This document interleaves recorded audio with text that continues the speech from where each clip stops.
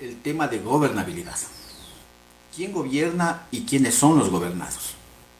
Quien gobierna, pues, no solo de ahora, sino siempre ha sido los grupos económicos que, incrustados dentro de las organizaciones político-partidistas, han representado a título de voto popular y han ejecutado planes, programas, proyectos, incluso políticas de gobierno, que de una u otra forma no benefician y no solucionan problemas y requerimientos de la población. Y en segundo, los gobernados que en unos casos y muy pequeños pues actúan en el accionar político con una opinión, con una movilización, con una organización, pero que la gran mayoría a veces somos expectantes de lo que sucede en el país y simplemente nos limitamos quizá a emitir un criterio y ahora con la presencia de las redes sociales, pero no a establecer una actitud participante respecto a la vida política del país. Es importante la participación en la vida política del país porque en definitiva está en juego nuestra condición de vida, nuestra situación socioeconómica y entonces implica de que todos debemos tener esa actitud. En segundo lugar, es necesario establecer de que el tema de la crisis institucional es una crisis cíclica que se da en periodos de manera regularizada. Fíjese usted lo que sucedió antes del gobierno de la Revolución Ciudadana. Todo un proceso entonces de crisis institucional similar al de ahora, con características particulares pero similar al de ahora.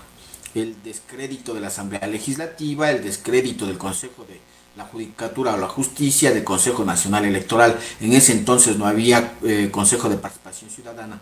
Y todas las entidades sumidas en el tema de corrupción y también el tema de falta de implementación de políticas públicas para solucionar problemas y necesidades. Crisis que fue aprovechada en su momento por la propuesta de Revolución Ciudadana y que obviamente desembocó en todo lo que nosotros ya vivimos y que no hace falta analizarlo. Entonces, hoy nuevamente se presenta este elemento, una crisis en el gobierno, más allá del tema de qué hizo o qué dejó de hacer. Una crisis en el gobierno, porque recordemos de que ya hay fricciones al interior del gobierno. Hemos escuchado ya incluso una opinión del vicepresidente de la República con desacuerdos en torno a la gestión presidencial en ciertos aspectos.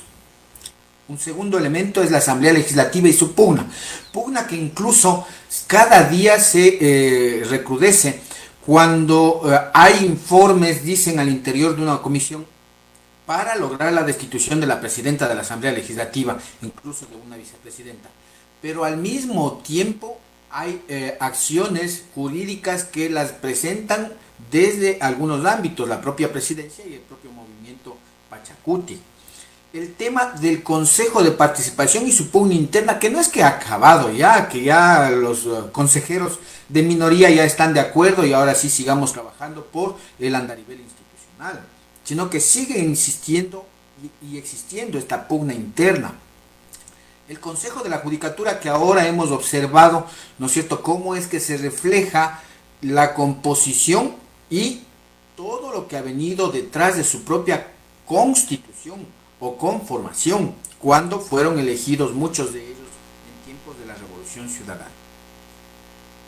Cada una de las instituciones tienen intereses detrás. Y no digo cada una de las instituciones, todos los actos políticos, sociales, ciudadanos, institucionales, tienen un interés detrás. En este caso, dentro de quienes gobiernan el país, en todas estas instituciones, hay intereses. Intereses por llevarse los recursos económicos del Estado ecuatoriano y segundo, por ocultar también lo que han hecho los gobiernos anteriores o lo que hacen los gobiernos actuales. Se ha planteado algunos mecanismos como usted lo ha señalado, ¿no es cierto?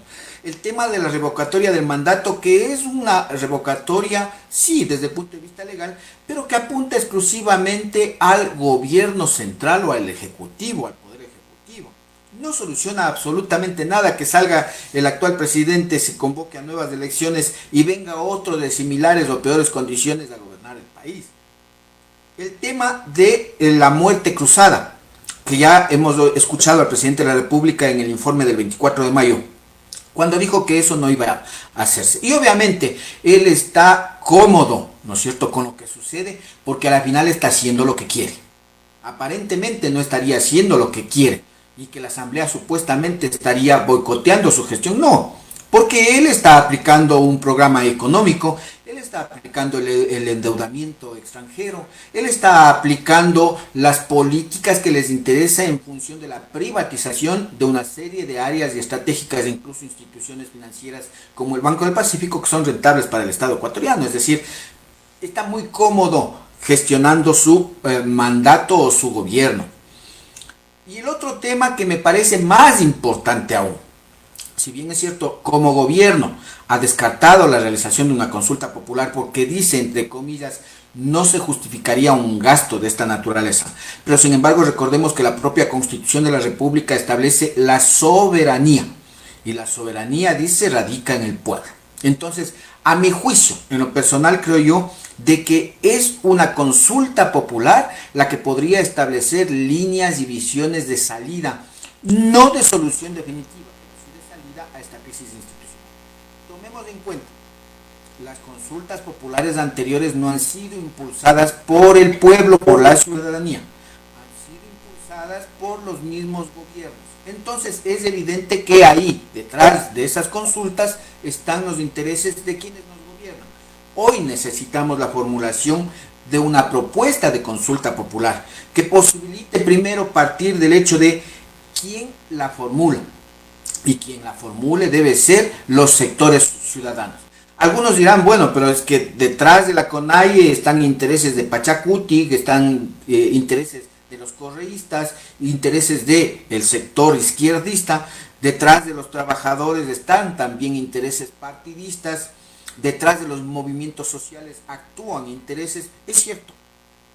Pero yo creo que es necesario ver qué nivel de posibilidad y consenso tenemos los ecuatorianos desde los ciudadanos para establecer una propuesta de consulta popular, pero una propuesta que no implique solamente el cambio de presidente o el cambio de asambleístas, tiene que orientarse a una reforma estructural, institucional, importante, primero que democratice la conformación de todas estas instituciones y segundo, que permita la participación ciudadana como eje transversal de la gestión pública, no solamente en elegir a sus autoridades, porque así se ve siempre participación ciudadana para que acudamos a votar, sino para que seamos capaces de decidir qué hacemos en el país.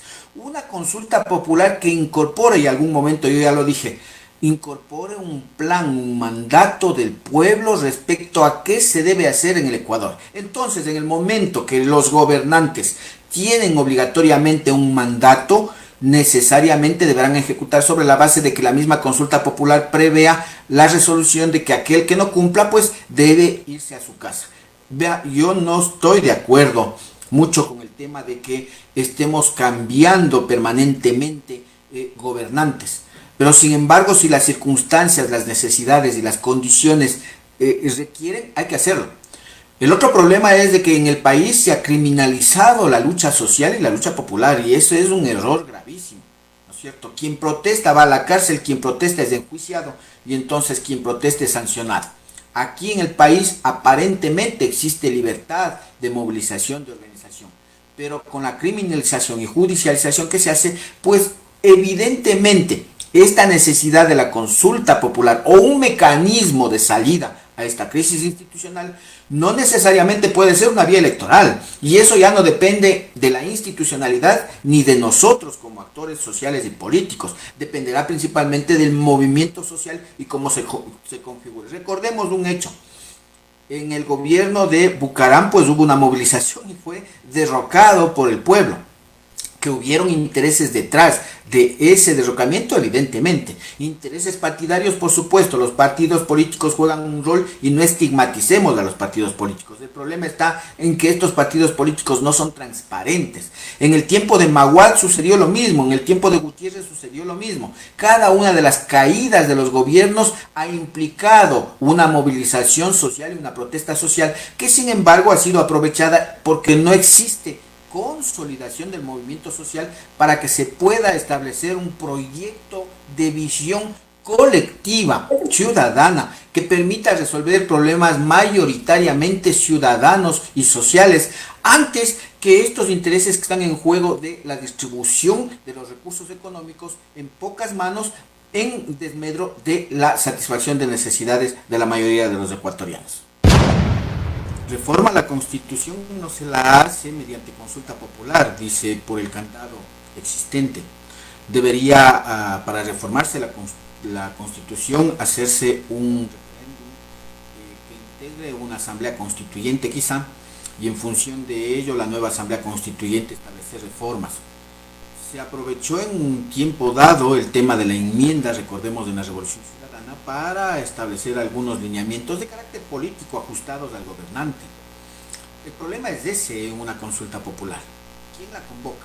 Si la convoca el gobierno, ¿es para qué? Para recuperar el caudal político, entonces ahí no estamos haciendo nada. Si es que el interés es para garantizar la acaparación y el control de las instituciones del Estado, pues ahí no estamos haciendo nada. Definitivamente, cuando la consulta popular viene desde arriba, evidentemente la ciudadanía va a ser utilizada para los intereses de quien gobierna. Y eso es gravísimo, entonces, si es que nosotros no tomamos conciencia como ciudadanos. Ahora, el tema de ciudadanos también hay que verlo, clarificarlo de mejor forma, porque cuando nosotros decimos ciudadanos, pues aquellos que nos gobiernan también son ciudadanos. Y los de abajo, los sectores sociales y populares gobernados, también son ciudadanos. El tema es de los grupos o sectores sociales a los que pertenecen los ciudadanos y a quién beneficia una consulta o beneficiaría una consulta popular. No creo que deba ser y tal vez pueda ser utilizado como chantaje político el hecho de decir vamos a hacer una consulta popular para reformar, etcétera, etcétera. Porque a la final de lo que se nota es si es que hasta abril tenía la posibilidad de presentar una propuesta de consulta popular del gobierno, que ya tenía listo una serie de preguntas o interrogantes hacia la ciudadanía, resulta que no lo hizo y ahora se mantiene el discurso de que no descartan, implica entonces una especie de chantaje para establecer articulaciones con las demás entidades de las institucionalidades que existen en el país. Y eso no es así. La visión es dar una solución, establecer paliativos por lo menos frente a toda esta crisis institucional. Porque ya el tema de ejecutorias gubernamentales son otra cosa, son otro carácter de análisis. ¿No es cierto? Lo que haga o deje de hacer el gobierno, lo que haga o deje de hacer la Asamblea Legislativa, o lo que hagan o dejen de hacer los otros organismos. Lo importante es establecer de que sí se requiere esta reforma política, pero sobre la base entendida de que la formulación pueda ser de una consulta, un referéndum desde abajo. Quizá un referéndum, sí, como parte de la posibilidad de reformar la Constitución. Pero ¿de dónde puede surgir esta consulta popular? Quizá si es que hubiese o existiese la entereza o el interés desde el propio gobierno, de los sectores políticos, partidistas y de los ciudadanos, podría ser la misma academia o universidad en el país la que estructure un debate dialógico nacional que le permita establecer algunas conclusiones y formular todo ese cuestionario, esa estructura planteada para una consulta popular. Aquí sí, es una cuestión de voluntad política, pero más allá de la voluntad política es una decisión no solo de quienes gobiernan, sino de los gobernados. Y en este caso yo creo de que hay colectivos ciudadanos interesantes, pero habría que ver también quién está detrás de esos colectivos ciudadanos. Porque recordemos de que en el actual gobierno existen intereses de parte de los que estuvieron en el gobierno de la Revolución Ciudadana y luego quizás lleguen al poder y harán lo mismo. Y tendremos problemas incluso más graves y peores. Y entonces vendrá un nuevo hasta que no se establezca bien las reglas de juego de cómo debe gobernarse el país y sobre la base esta de cómo participa la ciudadanía para su gobierno. Sí, yo creo que es importante que la ciudadanía, como usted ha señalado, ciudadanizar la política y la gestión de gobierno. Y eso implica de que desde abajo, desde el barrio, desde la comunidad, desde la organización social, cualquier naturaleza que tenga, empecemos a discutir nuestros problemas, analizar nuestros problemas y a establecer propuestas y soluciones que permitan transformar estas realidades que obviamente van a ser transformadas incluyendo dentro de las normas jurídicas, principalmente de la Constitución del Estado, para que se garanticen derechos y obligaciones, pero entendidas no sobre la base de derechos para quienes nos gobiernan y obligaciones para quienes somos gobernados lado, sino para todos los sectores. Y en función de ello, que la ciudadanía tenga el rol principal de hacer prevalecer sus intereses y no los intereses solo de quienes nos gobiernan. Muchísimas gracias a la gentileza.